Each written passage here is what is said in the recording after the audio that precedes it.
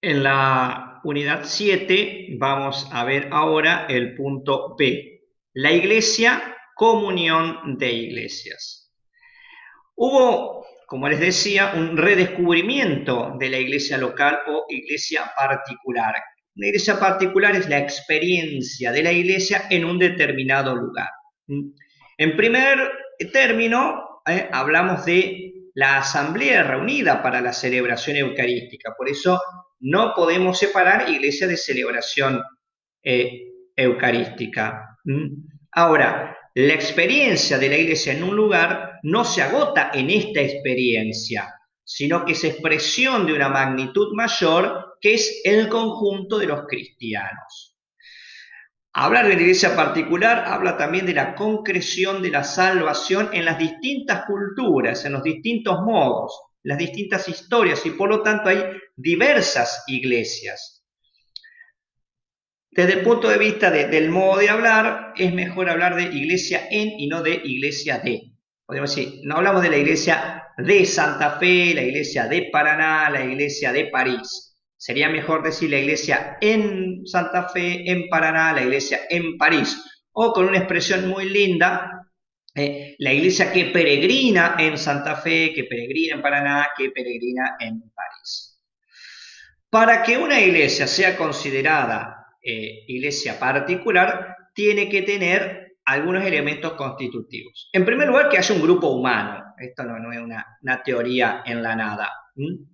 Un Espíritu Santo que actualiza la Iglesia Universal acá. El querigma, es decir, la predicación fundamental que congrega, que convierte. La celebración eucarística, que es una acción divina y una intervención humana. Y el obispo, a cargo de esa iglesia particular, que expresa plenamente su identidad y que garantiza la apostolicidad.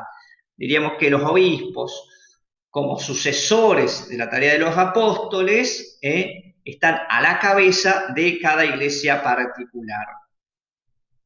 Podemos decir que la iglesia particular es una realización local del misterio de la iglesia.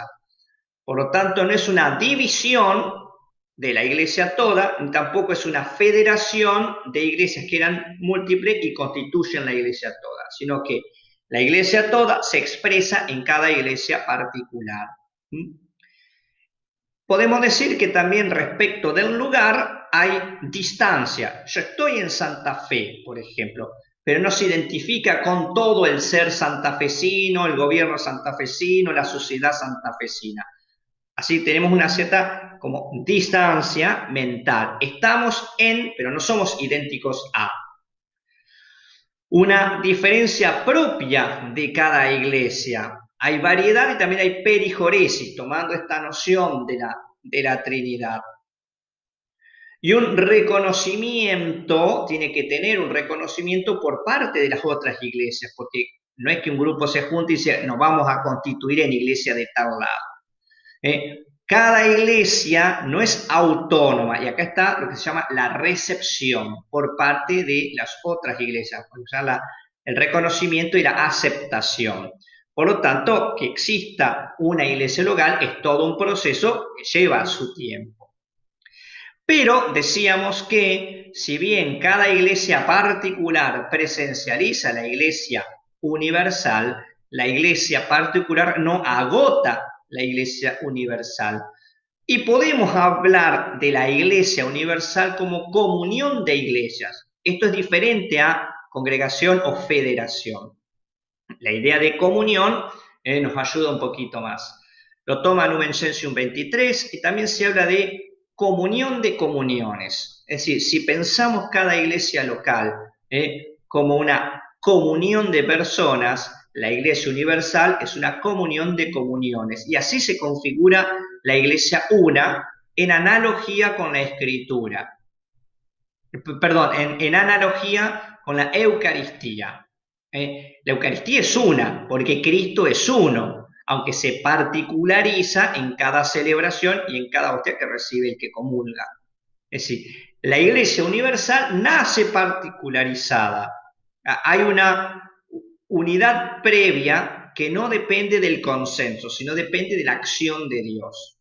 Así, hablamos de una prioridad ontológica de la Iglesia universal. In quibus et ex quibus, que quiere decir en la que y desde la cual existen las iglesias particulares. Habíamos dicho en comunión con la iglesia particular de Roma, donde está el ministerio petrino de la unidad. Esto, la iglesia como comunión de iglesias, difiere un poquito de cierta visión protestante, donde la unidad está dada por el voluntarismo. Es una unidad de voluntades, una especie de nominalismo eclesial. O también difiere en parte de la visión ortodoxa, donde hay una unidad platónica trascendente en el más allá, pero donde cada iglesia nacional es autocéfala. Es decir, la unidad da un cierto querer estar, pero no hay verdadera comunión ni comunicación entre las iglesias nacionales, por ejemplo, decir búlgara, rusa, ucraniana, etc.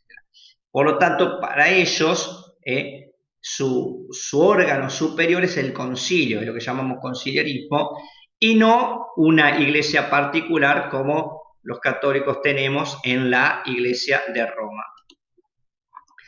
Ahora bien, en esta iglesia una tenemos que ver la conciliaridad en la comunión de las iglesias. Es decir, ¿cuál es la función de un concilio? No es simplemente organizativo. Pensando en, bueno, la máxima expresión es el concilio ecuménico. Pero podemos decir que el concilio o la conciliaridad ha sido una práctica fundamental de la comunión de iglesias. También otro modo de nombrar el concilio es sínodo, que viene de sin y de odos, que significa caminar juntos. Una reunión de personas para reflexionar, discutir, debatir o decidir. Ya se daba en el siglo II del cristianismo, ante la crisis montanista, que fue una herejía que surgió por ahí, y también para ver cómo se fijaba la fecha de la Pascua, porque había dos tendencias. El concilio significa que los obispos in solidum, es decir, en la solidez de uno, expresan el nosotros eclesial. Si ustedes se fijan, antiguamente los documentos de la iglesia se hacían en plural. Nosotros, que es una palabra que en castellano muestra, y también en latín, una pluralidad y a la vez una unidad. El concilio es también una asamblea como una reunión concreta, no es que simplemente se consultan por internet. En un contexto y espíritu litúrgico, por eso los concilios empiezan y terminan y mientras tanto también se celebra la Eucaristía, porque cada uno de los integrantes del concilio, que son los obispos, son presidentes de la Eucaristía en sus iglesias locales, más allá de que lleven ayudantes como peritos, etc.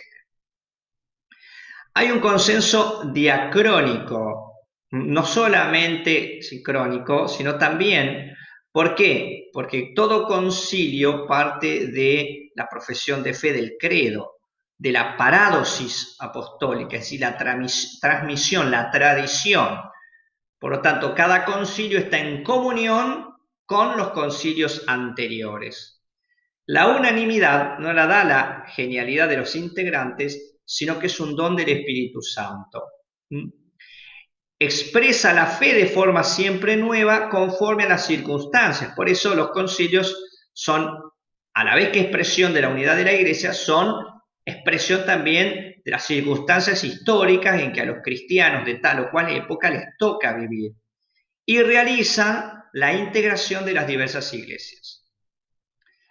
Respecto de los concilios, a los modos, he hablado en general de lo que se trata de un concilio ecuménico, pero había otras clases de concilios que incluso son previos a un concilio ecuménico, como los concilios patriarcales. El patriarcado es una división teológica y jurídica que se da en las iglesias de Oriente, que nosotros hoy lo podemos asimilar a las distintas diócesis que integran un país. no es correcto del todo decirlo así, pero para que se entienda básicamente. Había concilios también plenarios, primaciales, generales, concilios nacionales, concilios provinciales.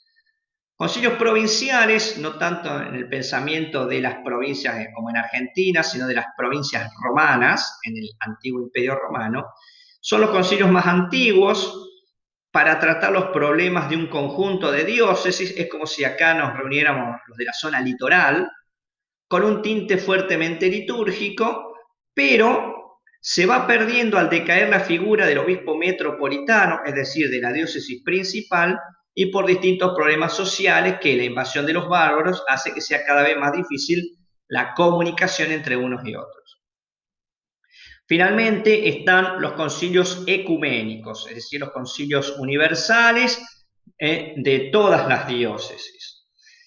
El concilio ecuménico es la máxima actuación visible de la comunión católica, el órgano máximo de la Iglesia. No hay autoridad superior al concilio ecuménico. El primer concilio ecuménico fue el concilio de Nicea. ¿Y por qué ecuménico? Porque cada iglesia debía reconocer la homogeneidad de sus definiciones y disposiciones con la tradición apostólica. Es decir, cuando un grupo de cristianos quería saber si estaba bien o estaba errado, le estaba pifiando, o sea, acudía a estas expresiones para saber si lo que creía y lo que hacía estaba en comunión con lo que creían y hacían los cristianos de las otras comunidades. Entonces, acá está el tema también de la recepción. Todo concilio ecuménico, aunque no esté presidido por el obispo de Roma o por legados del obispo de Roma, tiene que ser aceptado por el obispo de Roma. Un poco una expresión desviada de esto es el conciliarismo, que se dio en la Edad Media, un poco como reacción a los abusos eclesiásticos de poder, especialmente de los papas. Uno de sus mayores personas que lo fundamentaron fue Marsilio de Padua. Dice que el concilio lo presenta como asamblea de representantes, no de jefes, representante de todos los fieles de quienes reciben el mandato. Es decir, el obispo recibe el mandato del pueblo y por eso el conjunto de los obispos, como representación del conjunto del pueblo, está por encima del Papa. La idea de que la Iglesia en general es como un gran y continuo concilio por convocación divina a partir de la idea de sacerdocio común de los fieles. Si bien tiene elementos valiosos, es equivocado al querer separar al conjunto de los obispos de aquel que es el que convoca en la unidad, que es el obispo de Roma. Por eso es importante pensar la iglesia no como una pirámide de superiores e inferiores, sino como algo dinámico con un centro. Una expresión nueva es la de las conferencias episcopales. Las conferencias episcopales muestran una verdadera actividad colegial, de conjunto, pero tienen un origen histórico como realidad nueva en el siglo XIX, para decidir cosas de la pastoral en un determinado país. No era el galicalismo, que es las iglesias nacionales separadas de las otras iglesias. Las conferencias episcopales no son estrictamente hablando sínodos, porque tienen un sentido más organizativo que teológico o de fe. El documento Christus Dominus del Vaticano II en el punto 37 muestra que estas tienen un carácter oficial para la coordinación y unidad de la acción pastoral. Lo mismo la Ecclesiae Sancte del año 66, el Código de Derecho Canónico en el Canon 447, que acentúa el alcance magisterial. Porque esto atenúa, el alcance magisterial, porque las conferencias episcopales, si bien deciden sobre pastoral y sobre acciones, no tienen magisterio propio. El magisterio es propio del sínodo o del concilio. el documento Apóstolos Suos del año 98 habla de la naturaleza teológica y jurídica, como que ubica las cosas. Por ahí nosotros podríamos plantear qué tan efectiva es una conferencia episcopal en un país. Bueno, a decir verdad, puede ser mucho o poco, depende de cuánta bolilla después le den los obispos a lo que deciden en conjunto, lo que le dé cada obispo en la realidad de su propia diócesis. Una pregunta que podremos hacernos también es por el CELAM, que es el Consejo Episcopal Latinoamericano. Es el conjunto de obispos de todo un continente. Entonces, poco que nos podemos preguntar, ¿es como un sínodo permanente? Es más, el CELAM es la Conferencia Episcopal Latinoamericana. Digamos, es una conferencia de conferencias. En América Latina ha resultado muy efectivo en cuanto a la pastoral y a las directivas que ha dado. Pero bueno, desde el punto de vista jurídico todavía es algo no resuelto del todo. Brevemente mencionar que durante el Imperio Pagano, cuando los cristianos eran minoría, hubo principalmente concilios provinciales para cuestiones locales, sobre herejías, sobre liturgia. Durante el Imperio Cristiano, que abarca casi toda la Edad Media y parte de la Edad Moderna, los concilios fueron ecuménicos, en los que tenían un poquito la manija, y ya sí sobre cuestiones doctrinales a veces más profundas y sobre la reforma misma de la Iglesia, como fue Trento. Y en la época, que en cierto modo estamos todavía, de los estados nacionales, tienen mayor preponderancia las conferencias episcopales. De hecho, en los últimos casi 500 años hubo solamente 2 concilios ecuménicos, el Vaticano I en el siglo XIX y el Vaticano II en el siglo XX. Es decir, como que no ha habido una necesidad, podemos decir, de fe o teológica de hacer más concilios vaticanos, ni siquiera de reforma. Basta la acción de las conferencias episcopales o de los distintos estamentos de lo que llamamos la curia romana, que veremos más adelante, que son estamentos de ayuda pastoral, no son jefes de las conferencias episcopales y menos aún de los obispos en particular.